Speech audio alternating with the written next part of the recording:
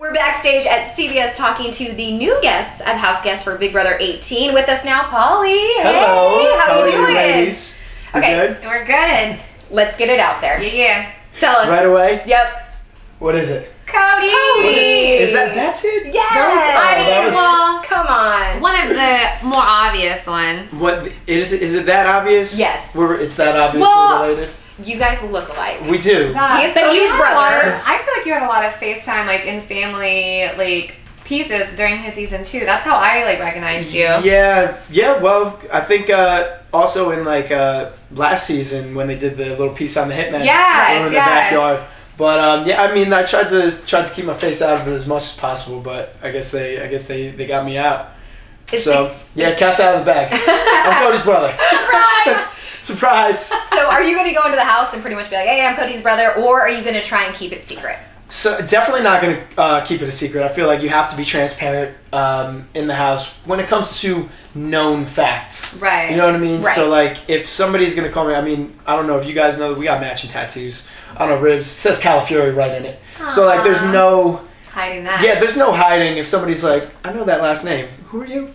Like even if I'm like cousin or something, they're going to be like, all right, you're related to him somehow. Right. I haven't decided whether I'm just going to go in there and, be like, all right, fun fact about me, I'm Cody's brother, yay. Or if it's like... Don't even say your name. I'm Yeah. Cody's brother. Yeah, Cody's brother, don't even call me Paulie, just call me CB. CB for the rest of this, like nickname me that. And that's it. Or if it's just going to be like one of those things where it's like, somebody approaches me about it, or like we're in the group and it's like, you look familiar. And it's like, you know what, like, yeah, my brother Cody was on Big Brother 16. I'm here now. Type Right. thing. Like I don't want to I feel like it's all about the delivery. It's like a comedian, you know what I mean? Right, You right, deliver right. it the right way, everybody's going to respond to it a certain way. You deliver it the wrong way, it's going to be like, ooh, Yeah. get off the stage type thing. So that's where I'm at. What's the best advice Cody gave you?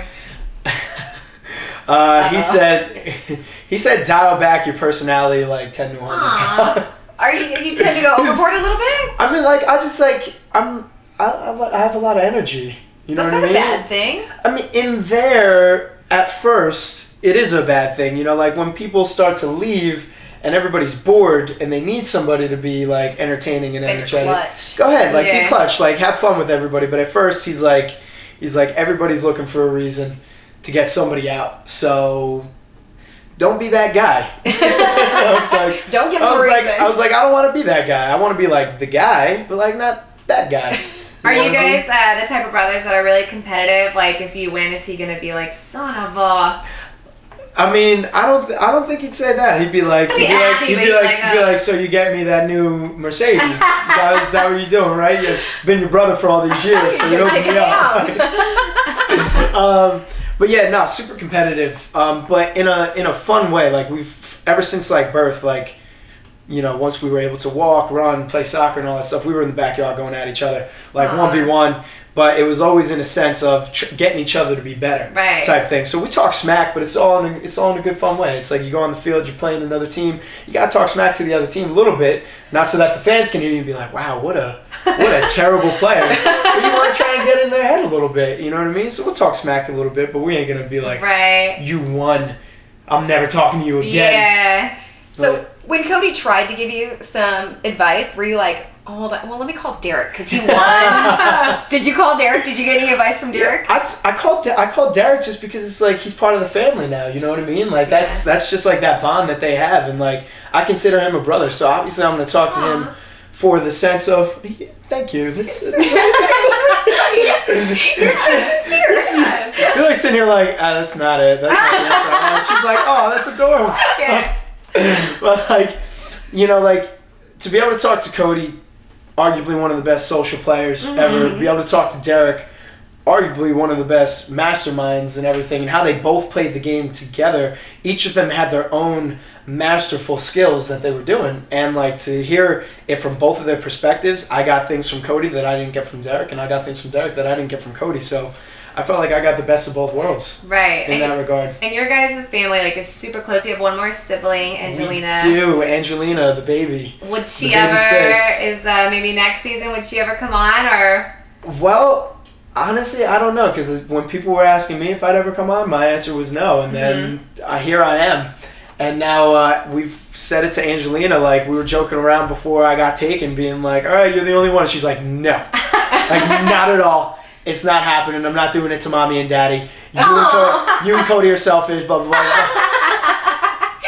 She's the good child. Yeah, she's like, don't be surprised. Mommy and daddy age 10 years when you come back and all that stuff. But yeah, she's the princess, so we take care of her. And, you know, maybe I don't even know. Like, we might be like, Angelina, no. You're the coolest one out of all of us. Like, you make us look like we're not that awesome. Like, please don't. So whose idea was it for you to go on the show? Did you want to? Was Cody like, hey, you know, it'd be a good twist for you to go next season? Like, honestly, we thought about it. Like, when he first came off the season, it was too fresh and all that stuff. And you really need to give them time to, like, detox themselves and kind of, like, adapt to real life. But, I mean, you know, it got thrown up to him because I was like, you know what, man, like, I've always wanted to go on, like, a competitive type show. I was like, I don't know which one would have me. I was like, but would you be cool if I, like, went and auditioned for, like, you know, Survivor, Big Brother, and all that kind of stuff? And he was like, yeah, bro. He's like, 100%. He's like, I'm doing my thing. You know, he's like, I'm focusing on my career over here. He's like, you do that. He's like, I'm gonna support you. He's like, that's amazing. So once he gave me his blessing, I was like, you know what? I was like, I don't know how many more years I can separate before they're like, Cody's brother, old news. So I was like, all right, I got to take the chance now. I like even numbers. So, you know, 18 was it. I hate the number 9, so I definitely didn't want to do 19. You know, it's fun facts about me. Number 9 just, like, drives me insane. Yeah. Yeah, right? And, you know, 17, like, that's too fresh. So are you superstitious? No, definitely not superstitious. That's one of the things where it's like, you know, luck is where preparation and opportunity meet type thing. When I was an athlete, never believed in superstition. I had a lot of teammates that were like, no, my underwear has to go on this way, my shorts then go on, the socks go on, I have to listen to the music up until this point and then I do that. And if I don't go to the bathroom at this point in time, then the game's going to be awful. And I've just found that, like, that just puts way too much emphasis on things that are out of your control. And I'm a huge proponent of control the controllables, right, where it's like, you got to be in control of what you can control. You can't control how the referee acts. You can't control what happens before the game. You know, something might throw you out of your groove. And if you rely on that pregame superstition, or just superstition in general, it might throw off your entire game. All right, Paulie, have you ever kept a I diary? like that little lean that you got. You got real intimate for that one. You're just like, you're like so. Let's get real serious. You ever kept a diary? I thought you were going somewhere else with that.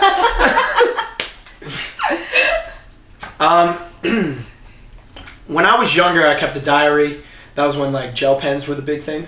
I don't know if I'm we dating. went through that phase. Yeah, I don't know if I'm dating myself with that. But yeah, kept a diary until one day my best friend came over and he found it, read through it and everything, and I was just so mad that after that I kept everything very secretive. So I have a book.